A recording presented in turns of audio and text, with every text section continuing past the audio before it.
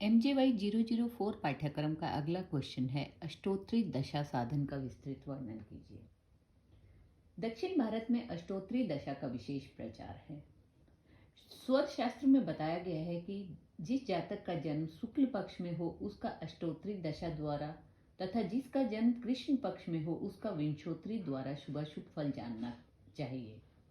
दशा द्वारा हमें किसी भी व्यक्ति के समय का ज्ञान होता है। अष्टोत्तरी दशा की संपूर्ण आयु 108 वर्ष की होती है। इन 108 वर्षों में सूर्य के दशा वर्ष 6 होते हैं, चंद्रमा के 15, मंगल के 8, बुध के 17, शनि के 10, गुरु के 19, राहु के 12 और शुक्र के 21 वर्ष लिए गए हैं। अष्टोत्तरी दशा क्रम में आद्रा नक्षत्र से 4 नक्षत्रों के स्वामी सूर्य हैं। आद्रा, पुनर्वसु, पुष्य, अश्लेषा। इनसे अगले 3 नक्षत्रों के स्वामी मघा, पूर्वा फाल्गुनी, उत्तर फाल्गुनी, इनके स्वामी चंद्रमा है। इससे आगे 4 नक्षत्रों के स्वामी हस्त, चित्रा, स्वाति, विशाखा, इनके स्वामी मंगल हैं। इससे आगे 3 अनुराधा, ज्येष्ठा और मूल, इनके स्वामी बुध ग्रह हैं। इनसे आगे 4 नक्षत्र जिसमें कि अभिजीत नक्षत्र को भी ग्रहण किया गया है, पूर्वाषाढ़ा, उत्तराषाढ़ा, अभिजीत और श्रवण, इनके स्वामी शनि ग्रह हैं।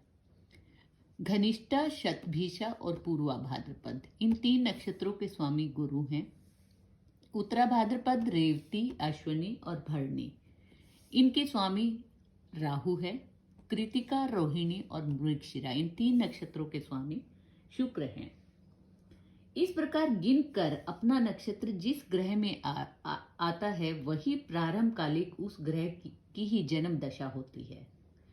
यहाँ पर यह बात विशेष ध्यान रखने योग्य है कि अष्टोत्तरी महादशा में केतु को छोड़कर अन्य 8 ग्रह दशा के स्वामी होते हैं।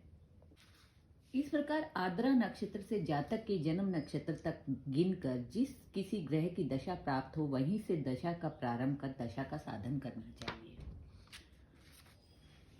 यहाँ पर विंशोत्तरी दशा से भिन्न नक्षत्रों के दशा वर्ष या मास होते हैं। जैसे यहाँ पर सूर्य की महादशा का समय 6 वर्ष का है और इसमें 4 नक्षत्र हैं, तो इन चारों नक्षत्रों का मान जो है एक साल और 6 महीने, मतलब 1.5 साल होगा। 18 महीने प्रत्येक नक्षत्र की दशा होगी।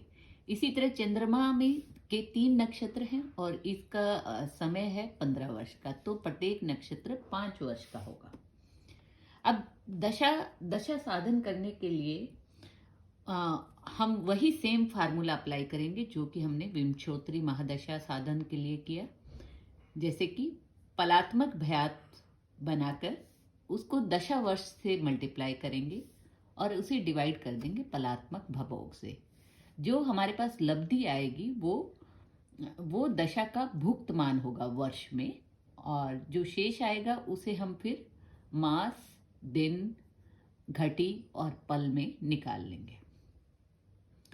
और इसी तरह दशा भोग्य निकालने के लिए दशा टोटल जो दशा वर्ष है उसमें से हम दशा भुक्त वाला मान माइनस करेंगे, तो हमारे पास दशा भोग्य आ जाएगा। मीन्स जन्म के समय दशा कितनी भोगनी बाकी है।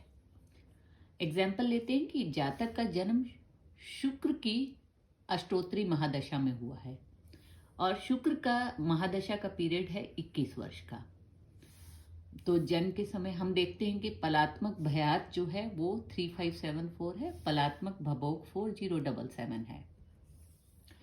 तो पलात्मक भयात को हम दशा वर्ष से मल्टीप्लाई करेंगे, जो कि शुक्र की महादशा 21 वर्ष की है, तो 21 से मल्टीप्लाई करेंगे और जो हमारे पास गुणन फल आएगा उसे हम डिवाइड कर देंगे पलात्मक भभोग के मान से 4077 से।